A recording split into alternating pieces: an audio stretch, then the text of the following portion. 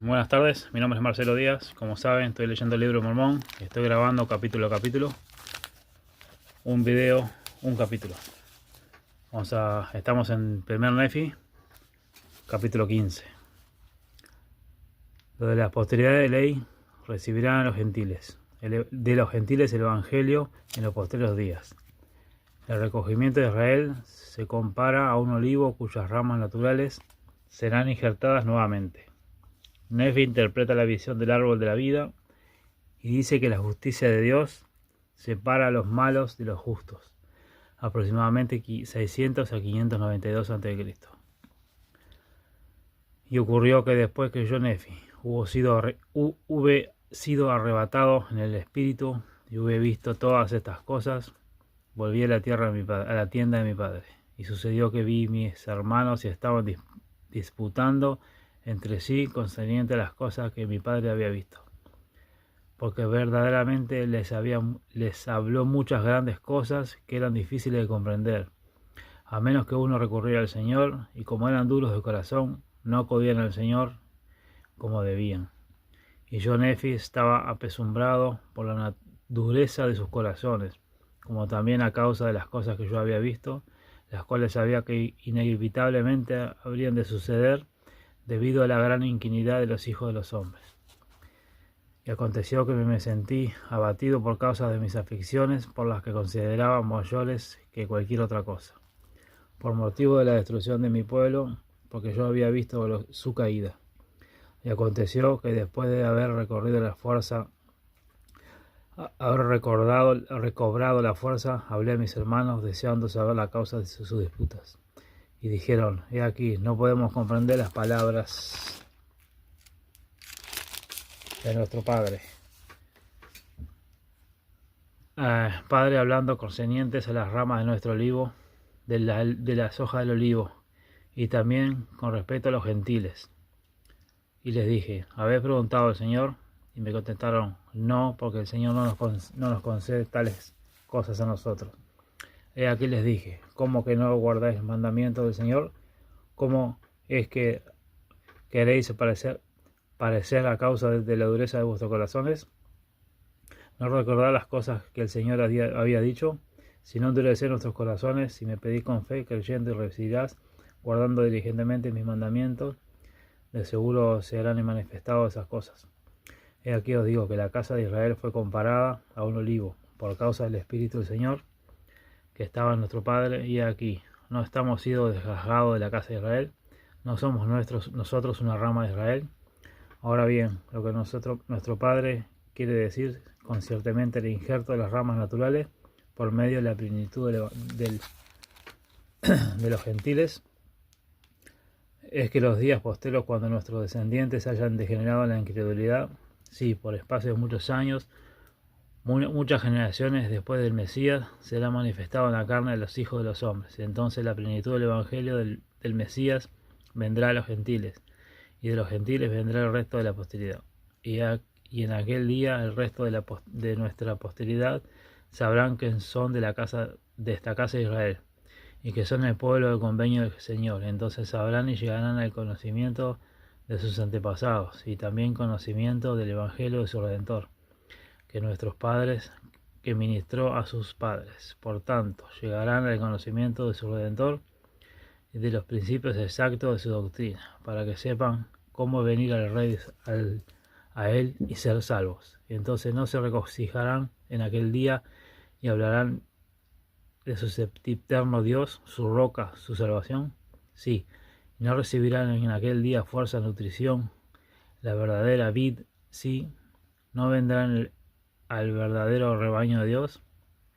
He aquí os digo que sí, que hará memoria de aquellos otra vez entre la casa de Israel, siendo una rama natural del olivo.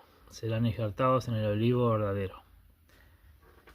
Y esto es el que nuestro Padre quise decir, y nos ha dado a entender que no sucederá sino hasta que después que hayan dispersado los gentiles, y se refiere a la que llevarán a cabo por medio de los gentiles, a fin de que el Señor manifiesta a esto su poder, precisamente porque será rechazado por los judíos, o sea, por lo de la casa de Israel. Por tanto, nuestro Padre no ha hablado solamente de nuestra posteridad, sino también de toda la casa de Israel, indicando el convenio que se ha cumplido en los posteros días, convenio del Señor hizo con nuestro padre Abraham, diciendo, en tu posteridad será bendita toda la familia de la tierra. Y aconteció que yo, Nefi, hablé mucho al respecto de estas cosas, se le hablé concernientemente a la restauración de los judíos del postreros días.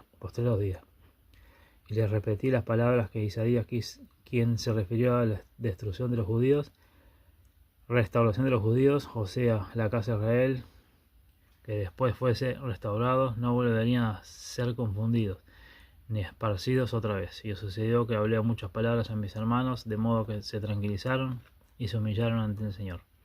Y aconteció que de nuevo hablaron diciendo, ¿qué significa estas cosas que nuestro Padre vio en sueños? ¿Qué significado tiene el árbol, el que vio?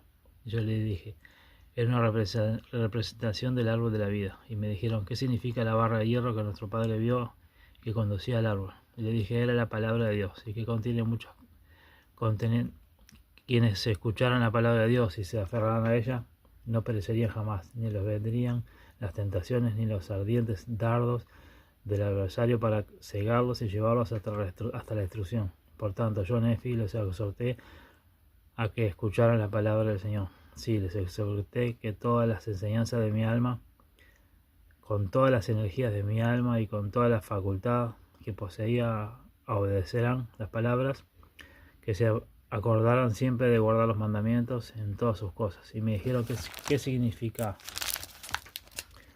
el río de agua que nuestro Padre vio? Y le respondí que el agua que mi Padre vio representaba la inmundicia que en su mente se hallaba absorta al grado de cosas que no vio por la suciedad del agua. Y le dije, ¿qué era el abismo? Y les dije que era un abismo horroroso que separaba a los inicuos del árbol de la vida, también de los santos de Dios. Y les dije que era una representación de aquel infierno terrible, que de aquel ángel que había sido preparado por los inicuos.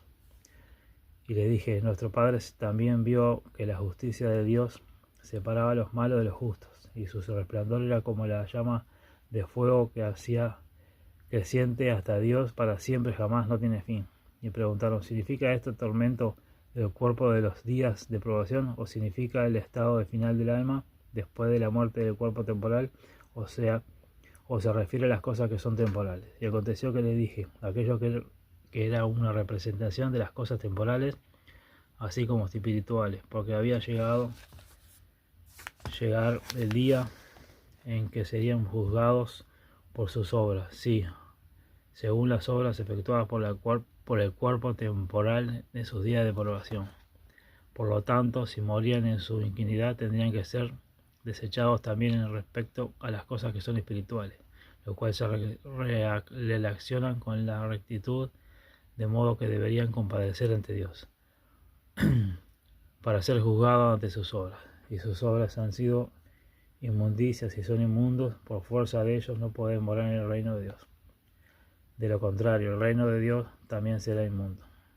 Pero he aquí, os digo que el reino de Dios no es inmundo, y ninguna cosa impura puede traer el reino de Dios. De modo que es necesario que se preparen a un lugar de inmundicia para lo que es inmundo. Y se preparaba un lugar, aquel infierno horroroso de que he hablado, y quien lo ha preparado es el diablo. Por tanto, el estado final de las almas de los hombres es morar en el reino de Dios, o sea, expulsados por la razón de esa justicia que se me ha referido. Así que los malos son desechados ante los justos, y también aquel árbol de la vida, cuyo fruto es el más precioso, más apetecible de los frutos, y sé que es el más grande de todos los dones de Dios. Y hablé a mis hermanos. Amén.